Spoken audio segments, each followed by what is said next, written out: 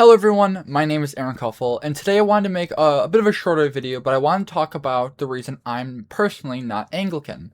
A lot of times when people are Protestant and they start to do more research into the church fathers and the sacraments and stuff like that, they usually tend to obviously become more high church, but if they do not become Catholic or Eastern Orthodox, they became a more sacramental Protestant. And really the only two branches of that, at least in America, or that I'm aware of, are Anglicans and Lutherans. So I kind of want to talk about the reasons why I chose Lutheranism. So for me, one of the biggest reasons, to be honest, was just the theological inconsistency. How you can have so many people of so many different beliefs in the same church body together and them be communing and doing church activities together in that way. Now, I'm not saying you can't, like at colleges, there are like non-denominational Bible studies and things like that operate, but the church is more than that. The church is something that delivers the sacraments, does baptism. It's something that meets weekly to commune together, and people, when they're at church, they're professing something. This isn't just like a social activity or a club, but you go there and you profess something to be true. And I struggle with that because I don't know how people could all gather together and have some of these things be completely opposite beliefs of each other.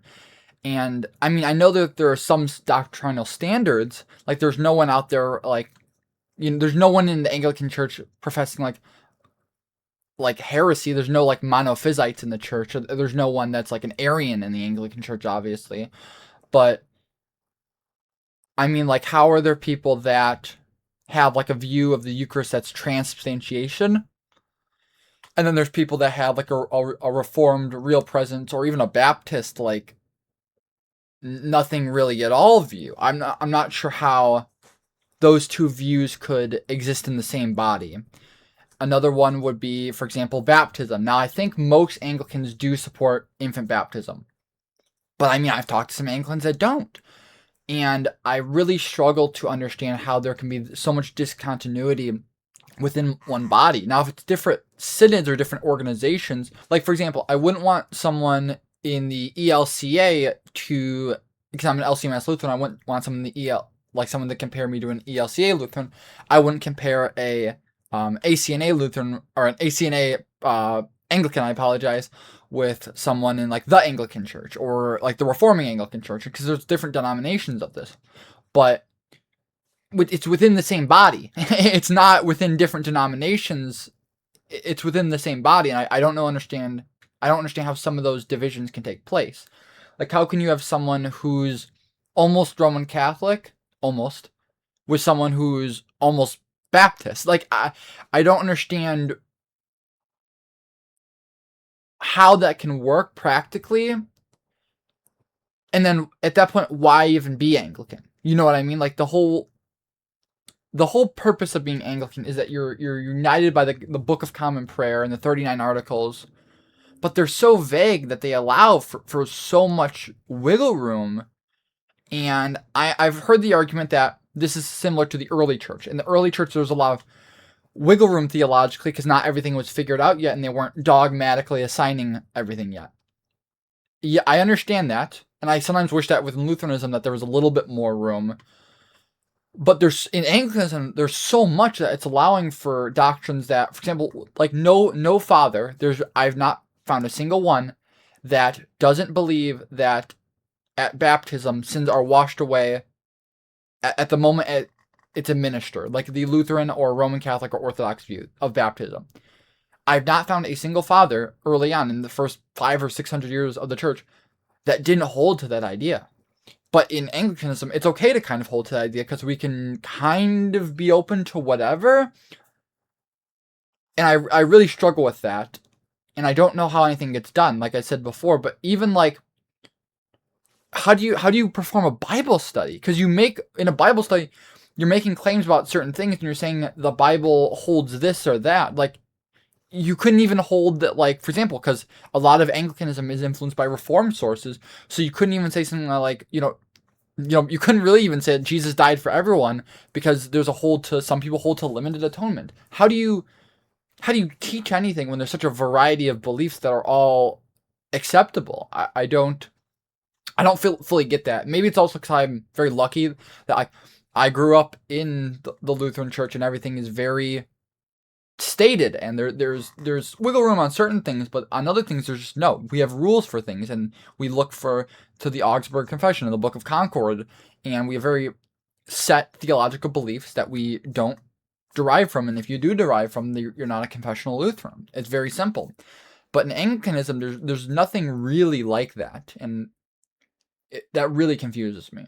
Another thing that I wanted to mention in the differences is, and this is something that's very important to me, one of the most important things to me are the sacraments, especially the Lord's Supper, that I'm objectively receiving forgiveness of sins, that this is the true body and blood of Jesus Christ, and also baptism, that my sins are truly washed away, and these are very important to me. These are things I also see as being almost unanimous in the fathers. There's no one really who holds anything different. I know some people argue about Tertullian's interpretation of the Lord's Supper and the Eucharist, but that's not a for sure thing. And I've looked into his writings, and the arguments for that I don't feel are quite strong.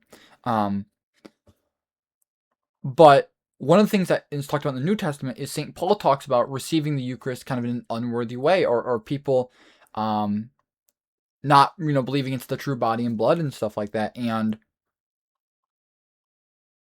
I find it, I believe, truly, I believe that if someone receives the Eucharist and truly doesn't understand what it is, that is a spiritual danger to them. That is, like, in the New Testament, St. Paul talks about people getting sick over, or I believe dying even from it, but people are having these very negative effects from that. Now, I don't think that happens today, but what I do think is that it does bring condemnation onto yourself, because you're sitting against the body and blood of Christ. And I don't understand how someone who has a real presence view, like me, or a Catholic or Orthodox person, who's in the Anglican communion, who leans towards more that Eucharistic view, could allow someone who doesn't have that same view to take the Eucharist with them. Like, that's a spiritual danger to them. So to allow them, if you truly believe that, to have other people that believe separate things all at the communion line, like, that's bringing condemnation onto those other people.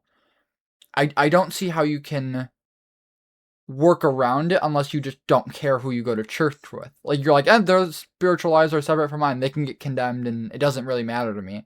And that's something that I don't really see talked about at all. But, like, to me, like, the sacraments are very important. So I don't know how I would be communing with a bunch of people that, like, oh yeah, these people are getting, like, condemned because they don't understand this is the true body and blood of Christ. I'm not sure how that works around. I understand if you're Reformed and you believe that. If you're Reformed because you believe only the faithful really receive it, so if you're not part of the faithful, you don't really receive it.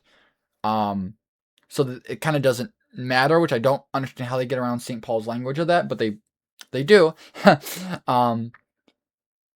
So I understand from a Reformed perspective, but I don't understand how you get that from a real presence, a more Lutheran, Anglican, or Orthodox perspective on the Lord's Supper. Another thing I want to talk about was, I kind of feel like in Anglicanism, yeah, they have bishops, but it seems almost more for show than for practicality, because one of the important roles or jobs of the bishop, and this is also true of, like, the teaching positions and things like that, is that for bishops, they were one of their jobs among many was to teach and correct false doctrine. It was to be making sure that wrong ideas weren't spreading around within the church.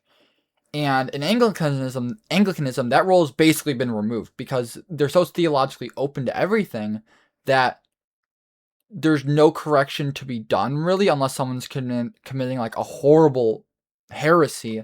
There's no really correction of doctrine or ideas that happens at all. So they've kind of stripped that of the bishop. And now I'm not saying, like, they're not valid. I think some of the Anglican churches do have valid apostolic succession, but they've kind of stripped some of the important roles away from the bishop. And I find that for a church that claims to have so much continuity with history, I find that taking away that role to be a little out of place, I feel. And another big one that kind of relates to bishops, but priests more, is how have we not decided the decision of female and women priests? I understand, once again, if it's two different denominations, like the Church of England and the ACNA. I understand that. But in the ACNA, some parishes have women priests and some don't. How do you not have a stance on that? How are you neutral and just let the diocese decide that? I don't understand. And this kind of goes back to my first point about how there's just this kind of vagueness in doctrine. But like, this is an important doctrine, because I'm of the belief, and I think many others are as well, that female priests are not validly ordained priests. So what that means is they do not have valid sacraments. And that's huge, because I think the sacraments are extremely important, as I already said. And if you're not receiving them, you're not receiving you're not receiving God's body and blood every week. You're not receiving absolution from confession. So all of these things that are supposed to be wiping away your sins and to grow in righteousness in the faith, you're not getting them. So I wonder how you can be in the same body and be like, oh, that diocese has a bunch of invalid priests. And still want to remain in that body at all, I guess. It really is shocking. And it's really come to head with the Archbishop of Canterbury now being I'm not even gonna say female priest, an invalid priest. The seat's basically empty because there's no valid priest, there's no valid bishop in the seat. I don't understand how it's, and I'm not saying that, I know the Church of England is separate from ACNA. I'm kind of confusing things. I'm kind of talking about both things at once. But the ACNA has a problem where some dioceses do ordain women and some don't. And I don't understand how you can be in a body where just like because the point of the structure of the ACNA is that it's united under a hierarchy. The purpose of being united under a hierarchy of things is to make decisions. This is why bishops arose in the first place. Bishops were sent to ecumenical councils to decide things. That's why the patriarchs were in place, the 5 patriarchs, so that they could send legates places and make ecumenical decisions. That's why the Pope became a thing, basically, because he wasn't present in the early church, but that's a different debate. Was for the sake of, and the Eastern Church is big on this, that bishops are for the role of organization for the church. It was so that things can be productive and get things done. Because the Eastern Church holds that all bishops are equal in level, but like, for example, the Bishop of Rome was first among equals for the organization of the church. So if you have a hierarchy structure of bishops for the purpose of being able to make decisions quickly and in an efficient way, and then half the things you don't have any specific view on it and you're just neutral, well, what's the point of having bishops in the first place? At that point, they're kind of just there for show. And I really feel like that's happening a lot of the time in the Anglican churches. It's like, yeah, some of them have apostolic succession. Yes, it's for the hierarchy of the church because it's how the church has always done it. But the things that the bishops always did aren't happening in the Anglican church because no one has a view on anything. One other thing that I wanted to add really quickly is kind of something that confuses me as well. This is talking about, once again, how there's just this variety of doctrine. I don't understand how within Anglicanism, Anglo-Catholicism exists. I really don't understand it because it's so obvious in the 39 Articles that Anglicanism is Protestant. It affirms there being 2 sacraments instituted by Christ and then the 5 others of the church. It talks about us being justified by faith alone. It talks about there being no purgatory. It talks about transubstantiation being something that's not provable and wrong. So I really don't understand how you can be an Anglo-Catholic, because the most important defining document of Anglicanism, the 39 Articles, doesn't agree with any of that. And then I also don't know how you can be, because there are even some, and I know we'll kind of get into this, and there's a lot of people, I would have to say there's a lot of people that are probably Anglican that don't really even believe in the Anglican definitions. And because, like, one of the things it affirms, at least it affirms single predestination. Talks about there are people that are elect. So at least it affirms either Lutheran or you could be Reformed and have double predestination. Both of those are acceptable views. But there are a lot of people that are Arminian, or like, what do you do with like people that are leaning more towards the view of salvation that are like Catholic or Orthodox, because it all says that we are saved by faith alone. So what do you do with that? I don't understand how those kind of leaning denominations can exist in any way, because in the articles, and you're defining things of faith, it says those things are wrong.